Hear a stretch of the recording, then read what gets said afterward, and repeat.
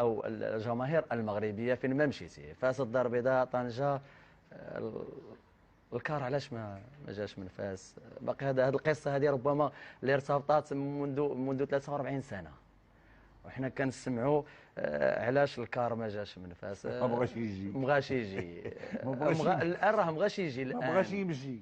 ما بغاش يمشي. لو هو داك وقف وما الساعات، بغاش يمشي. نعم. داك الساعات حنا ما كانش عندنا الكار، كنا نمشيو في السيارات. وهادي شي واحد يمكن خرجها كنكته وطلقها في الفيسبوك كنتكلموا على 43 سنه. ايوا 43 سنه، هذا شي واحد كبير عنده سن 43 سنه، وتتعرف داك المناوشات بين الجمهور ديال الوداد وديال الرجاء، تيقول لك بانه داك السنه المغرب الفاسي ما مشاش للدار البيضاء، والكار ما مشاش للدار البيضاء واخا ما كاين كار، باش الوداد ما طيحش. تيواجبوهم الاخرين تيقولوا لهم علاش بيتشو ياك ما ضربش بينالتي ولا ما عرفت. يعني هادو طرائف، انا اعتبرها بالنسبه للطرائف. طيب، هاد المرددين ديال هاد القوله ديال علاش الكار ما جاش نفاس ربما مجموعه ديال الناس اللي ما كيعرفوش القصه بالتفصيل. مادام عندنا 5 دقائق او اقل فنتكلموا على بعجاله الا سمحت حامد الهزاز.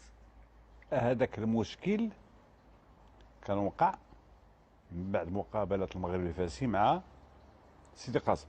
نعم. حنا تنجريو باش ناخذوا البطوله، سيدي قاسم باش ما تنزلش القسم الثاني. وتعرف هذه شحال كانت الفروق مرتبطه باسماء، اسماء كبيره. جات فريق سيدي قاسم الفاس، لعبوا المقابله بحضور السلطات، كان الملعب الحسن الثاني، يعني ما يمكنش تجبر المحل.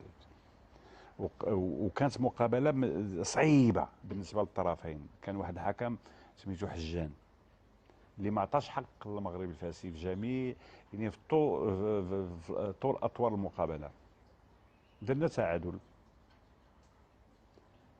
المسيرين وقعوا احداث في الملعب، المسيرين داروا اجتماع قرروا بانه ماشي يقاطعوا البطوله. ما عرفت علاش. وقعوا مشاكل، الجامعه تحكم، ولكن انت باش تقاطع البطوله راه ما يمكنش. قالوا لنا حنا ما نمشيوش لسيدي قاسم، ما نمشيوش نلعبوا ضد الوداد. دابا 43 عام دازت. نعم. وتنقول بانه ضيعنا واحد اللقب اللي كان في يدينا. خصنا غير ندخلوا الميدان نلعبوا ناخذوا البطوله والوداد ما تطيحش. طيب، علاش ما جاش الكار من فاس؟ انا تنقول لك